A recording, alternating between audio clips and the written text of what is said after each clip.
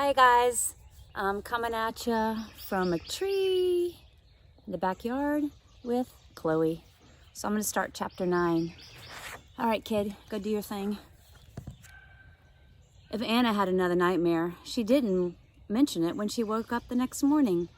She seemed to be perfectly rested, even though she'd spent the whole night tossing and turning and keeping me awake. I couldn't stop yawning at breakfast. Couldn't sleep again? Mom asked. I shook my head. She knew that Anna had slept in my bedroom, but I didn't want her to think Anna was the reason I'd been up all night.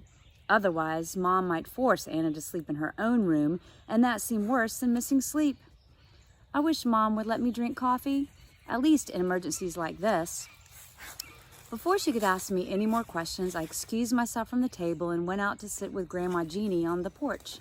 I had orange juice. I'd heard vitamin C helped give you energy. "Grandma?" I asked. "Yes, dear," she replied. She was at the edge of the porch, watching the trees with a serious look on her face. She didn't look away. Feeders hung from the eaves of the porch and hummingbirds were dancing about. It was beautiful and calm, but I couldn't stare at the woods without feeling scared. "Who's Beryl?" Just like that, Grandma's attention snapped back. She looked at me. "Who told you that name?" she asked. She no longer sounded like my grandma. She sounded angry and mean. You did?" Her eyes narrowed and I worried she was going to start yelling, something that I'd only seen happen once when Mom was trying to convince her that Grandpa Tom wasn't coming back from the store. Then she brought a hand to her forehead like she had a headache. I did. Grandma? "You must stay out of the woods." I know, Grandma. I am, but who is Beryl?" "Never say her name." But who?" "She's after you." Grandma brought down her hand. She sounded very tired, but very serious. "I've heard her in the woods. You must never go in there. You must promise me you'll never go in there. I can't protect you there, but I can protect you here. If she ever catches you, she'll gobble you up." "Mother?" My mom opened the porch door and stepped out. "What are you two talking about?" "You should never brought them here," Grandma Jeannie said, turning to Mom. "It's not safe. It's not safe." My mom came over and put a hand on Grandma's shoulder. "What are you talking about, Mom?" "Must tell Tom," Grandma Jeannie said. "Beryl is awake. Beryl is coming. Tom will know what to do." A hurt expression came across my mom's face. She studied Grandma for a moment, then me. "Go get ready for school, Josie," Mom said firmly. I opened my mouth. I wanted to ask some questions. I wanted to know who Beryl was and why my grandma thought she needed to keep us safe. But I knew Mom's look. The time for questions was over. I'd have to ask Grandma tonight. I looked out to the woods before heading back inside to pack my bag. It felt like I was being watched. These are short chapters, so I'm going to hit another one. Chapter 10. I could barely stay awake through my classes, even with Grandma Jeannie's strange warning ringing in my ears, making me scared of the trees outside the school window. I kept yawning.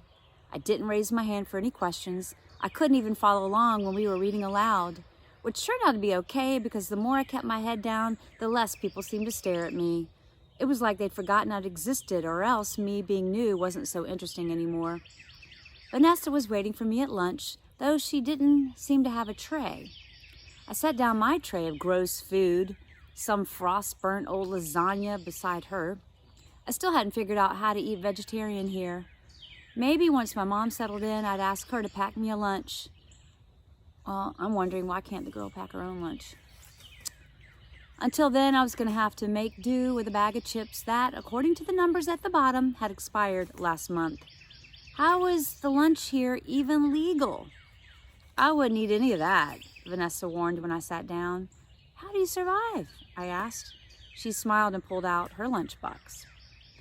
Inside, there were 2 of everything: 2 sandwiches, 2 bags of chips, 2 bananas, and 4 chocolate chip cookies. "I asked my aunt to pack extra," Vanessa explained. She paused when handing me the sandwich. "That's okay, right? I don't mean to be rude by assuming." I didn't know I didn't know what made me feel warmer, the fact that she thought of bringing me food or the fact that she was worried it might hurt my feelings. No, thank you so much.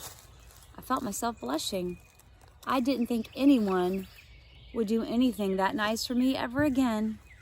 Something about the new town made me feel like nice things just didn't happen here, except Vanessa.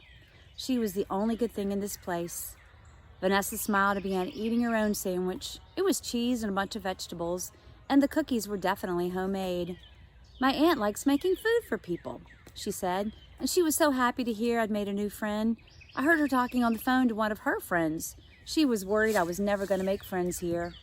But you seem so cool, like you own the school. She shrugged and took a bite of her cookie. I'm not popular.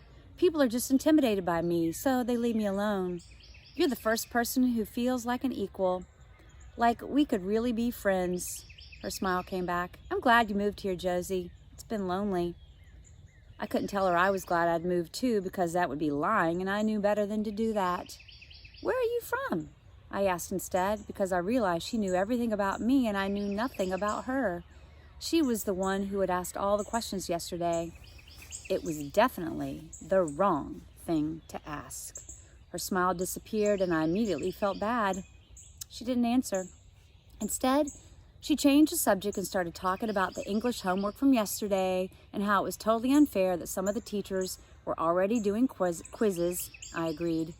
When she asked me questions about Anna or my grandma, I answered like I didn't feel weird that she ignored my own question. I yawned a couple of times. On the fourth, she giggled. Am I that boring? No, I'm sorry. I didn't sleep much. Bad dreams? I shook my head. No, my sister slept in my room. She's scared of the woods. Vanessa looked at me for a bit. I couldn't tell what she was trying to discover. There's nothing to be scared of in the woods, she said. Ooh, that sounds suspicious. Her voice sounded different. Flat. Ooh, maybe I should change the way I said that. There's nothing to be scared of in the woods. Like she was reciting a line from a story she'd read but didn't believe. It's just trees and animals. She's probably just scared because it's a new place, I said. Vanessa nodded. Then she asked me some more questions about Chicago and what my friends were like and what I did for fun. I tried asking her a few more things, but she never answered them. Maybe she just didn't like talking about herself. A couple of my friends back home were like that too, especially the ones whose parents were getting divorced or who had other problems. I didn't want to push it. If Vanessa stopped talking to me, life would be horrible. Without her, the school would just be as scary as the woods. A lot of suspense, a lot of creepiness, but good thing it's not real, it's fiction. Come here, Chloe. Let's see if I can get her back just to say bye-bye until we meet again. Come here, Chloe. Come on. Come here. Chloe, come. Come here. Oh, she's got a big stick. Come here. Come here. Chloe, come. Oh, my goodness. Here we go. Come say bye. Here she is. All right. Until later, Bucklake. Hope you're enjoying the book. Keep on reading.